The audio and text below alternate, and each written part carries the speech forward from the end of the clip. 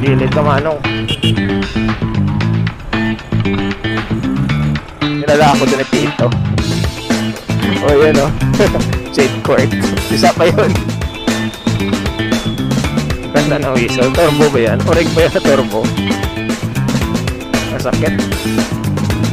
Yan. Sobrang aga ulit natin. Isa perform. Medyo may araw na. Check sa standby wiper.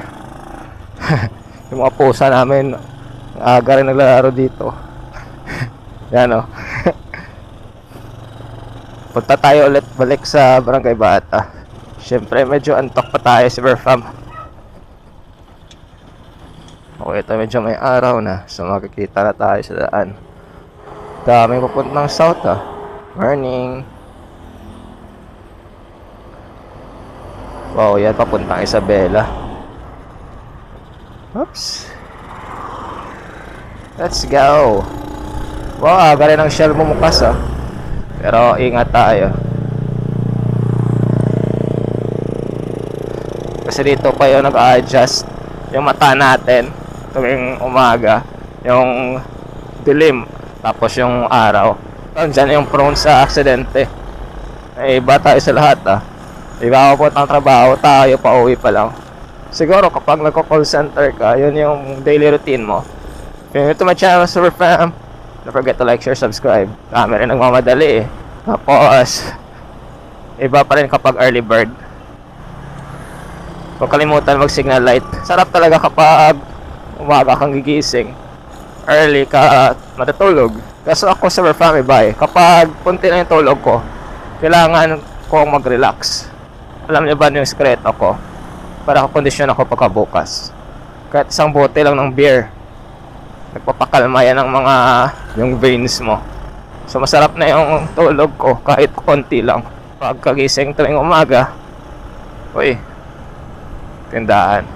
Pagising tuwing umaga, konti lang yung tulog mo, pero energized agad. Kaya ngayon hindi tayo masyadong ganun kaantok. Naayos pa dito yung tulay Barangay Sumag. Tagal na to pero alam natin siguro hindi naman basta-basta, diba? Last time kabila close, ngayon dito na naman. Gilid din tayo, hindi naman tayo nagmamadali. Uuwi lang naman. Ay, antok ka pa ba? Tuloy-tuloy na siya Kasada na tutoy. Okay lang, antok na ganun. Kapag naglalakad, hindi na siya gagamit sa sasakyan. Delikado. Nag-jogging pa naman. Tapos parang antok pa. Courtesy tap lang. Kapag hindi courtesy tap, tapadiinan yung pagbusina mo, maraming nagagalit Dito lang tayo maintain lang sa lane. Sarap mag-jogging, no?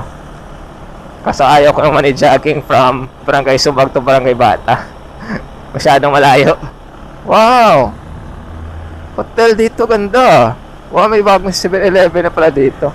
Ayos dun. Next time siguro, babalik tayo dito, bukas na yun dun. Harap lang siya ng Maze Garden. Ganda ng hotel pala yun. Nung kinakonstruct pa lang yun sa Berfam, as in play lang nagusali. Ngayon, malapit na siguro matapos yun. Ang ganda. Gandaan tayo kasi marami talaga aksidente kapag ganito kaaga. Probably ingat.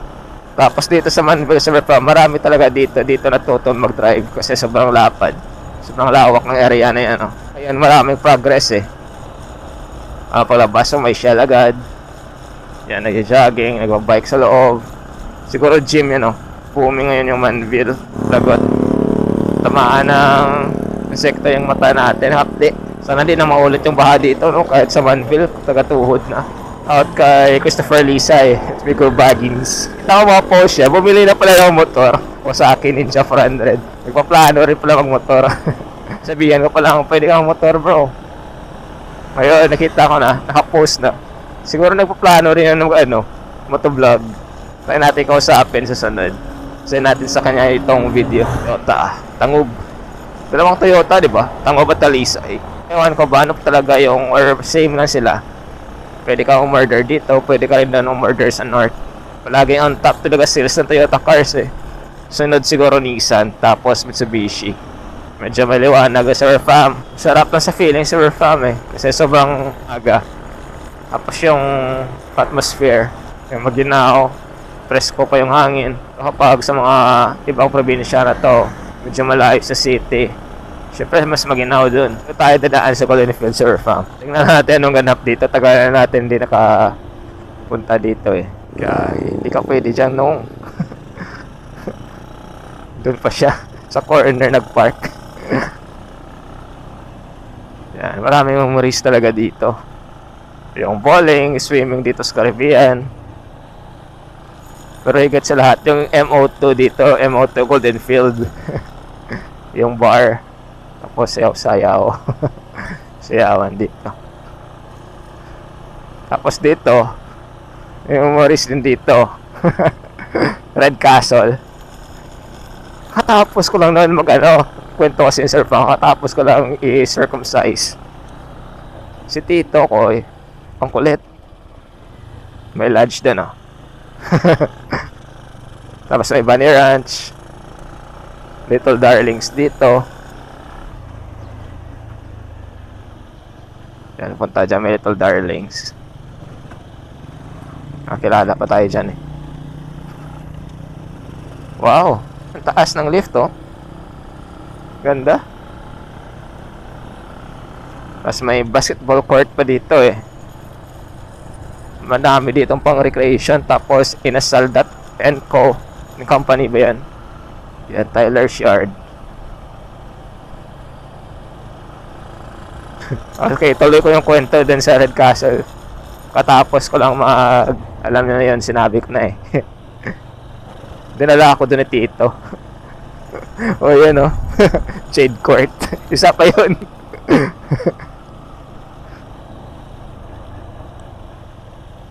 O sige na Dogi.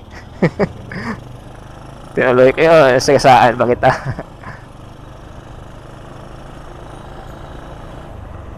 May ano na organization in parang plataforma yata yun. Nagsabi nila kapag nakakita ng aso o bag break agad. O kaya kung hindi kalanganin. Yan, marami pagkain dyan. Para farmers. Basta ganon. Nandun lahat ng ng pagkain. Wala pang stoplight.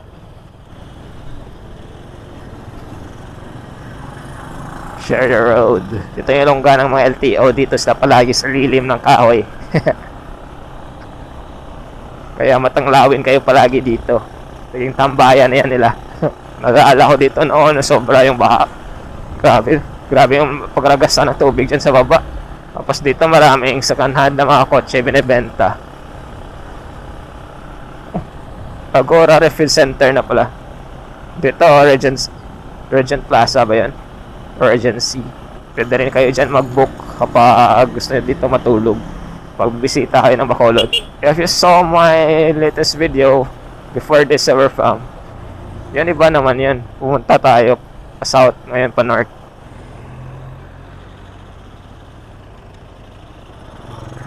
Sobrang bagal naman nun. Ano ba kayo dumaan sa crossing surf farm? Tipitigil muna ba kayo? Or tuloy-tuloy na? Saan ka pumunta? Huwag kalimutan yung signal light. Kasi yan yung basis minsan kapag may nakasunod sa inyo. Pero wag naman, tulad ng jeep, signal light tapos liko agad. Wag naman ganyan. What if kung may yun, motor sa gilid, biglang pumapagilid yung jeep at taxi or trike, nakahagip sila sa gilid. Well, last time, nabangga tayo ng trike, ibang naman yun, scenario. Pumagilid siya kasi napapressure sa gitna. Panay busina yung mga sasakyan sa kanya, tapos nakatarp siya. Hindi niya tayo nakikita sa gilid. Tapos umuulan pa yon. Ay gagi. Katakot yan men. Buti hindi ka agad pumasok. Ano ba yun? Instinct lang nila. Yan, tulad yan. Okay pa yan. Kanina biglaan talaga. Moped. Gilid ka manong. Huwag ka dyan sa gitna. I-bike ka pa naman. Pasaway ah. Gitna pa rin. Ang kukulit ng mga e-bike. Grabe ang parking space natin dyan nung Mascarao. Check nyo lang sa surf farm. siksika na traffic. Hindi pa yun napanood yung Mascara Festival dito. Hindi talaga maayos yung paglagay ng semento sa mga manhole, no? Masakit. Yan.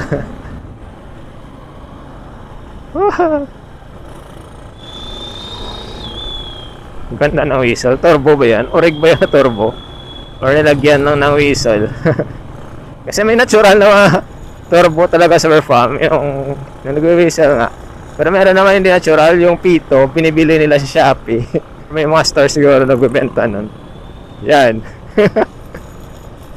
Ganda pakinggan. Malakas pa sa tunog ng turbo, ah. So na lang tatapusin yung vlog sa farm. Konting kwentuhan na naman ngayong umaga. So if you're new to my channel, don't forget to like and subscribe, and also click that notification bell para updated kayo kung may bagong videos tayo. So that's it, sir fam. Ride wisely and ride safe always. Peace out. Bye bye. Ito sa fam, oh. Cetadines. Hey, wow. May maganda swimming pool dito sa loob, eh. Try nga ito. Sana yung papasokin mo lang kahit trespassing. Hindi ko pa yun na-try, eh. Trespassing, pero try mo lang pumasok kasi curious ka lang. Pwede ka na mapatay sa pag ganyan. Pwede kang kasuhan. Alam nyo ba yun? Pwede kayong kasuhan na trespassing. Pwede kayo makulong at your own risk kapag gusto nyo pasukin.